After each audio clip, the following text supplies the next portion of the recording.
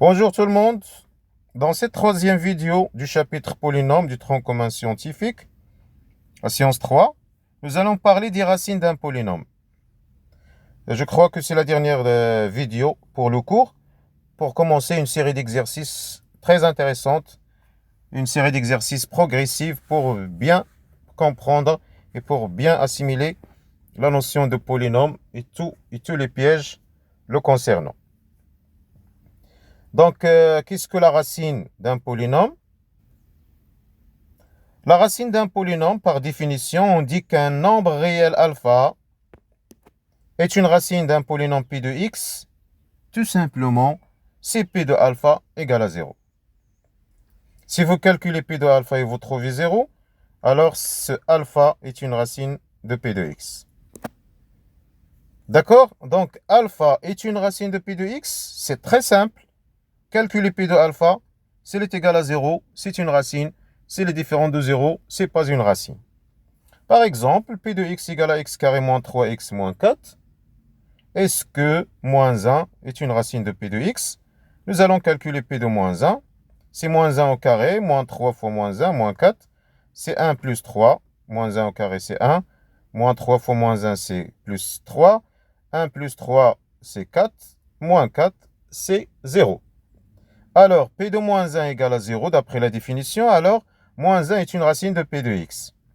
Et on a aussi P de 4. Si vous calculez P de 4, c'est 4 au carré, moins 3 fois 4, moins 4, c'est 4 au carré, c'est 16, moins 3 fois 4, c'est 12, moins 4, c'est moins 16, égale à 0. C'est une deuxième racine de P de x. Un polynôme peut avoir un nombre de racines allant jusqu'à 100 degrés. Le nombre de racines d'un polynôme peut être inférieur ou égal. Il peut être égal au degré du polynôme, il peut être inférieur.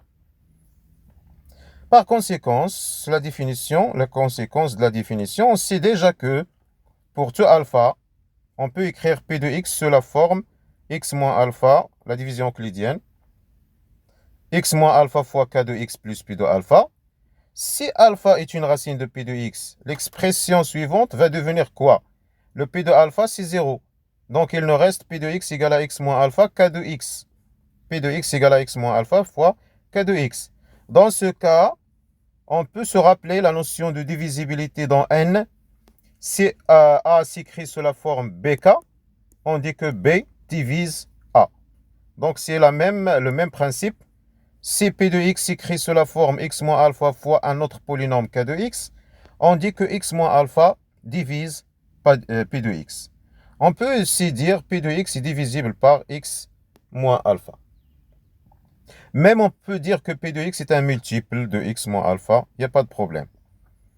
X moins alpha divise P de x, la notation, c'est la même notation qu'on a vue dans le chapitre des entiers.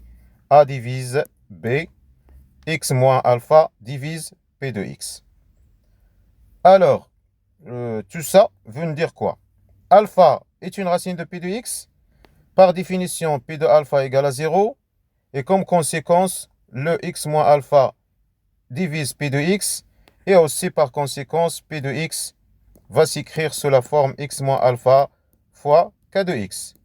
K de x sera un polynôme de degré inférieur n-1.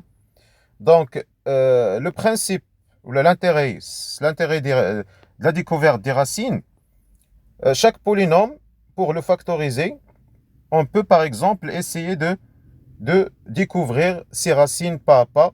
Et chaque fois qu'on découvre une racine, c'est un premier pas dans la factorisation de P de x. Donc, si on découvre que alpha est une racine, P de x s'écrit sous la forme x moins alpha k de x. Si on découvre une autre racine, il sera une racine de k de x, par exemple bêta. On peut écrire x moins alpha fois x moins bêta fois un autre polynôme r de x. Et aussi, si on découvre une racine de r de x, on va continuer la factorisation.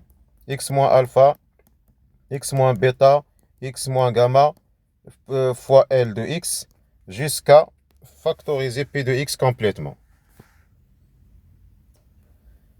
Alors, c'est tout pour ce chapitre. Nous allons, Inch'Allah, dans la vidéo prochaine, commencer une série d'exercices qui est, comme je l'ai dit, progressive. Donc, il va commencer par des questions simples, très faciles, et on va progresser pas à pas jusqu'à le but, Inch'Allah. Donc, à la prochaine vidéo. Allah يعاونكم.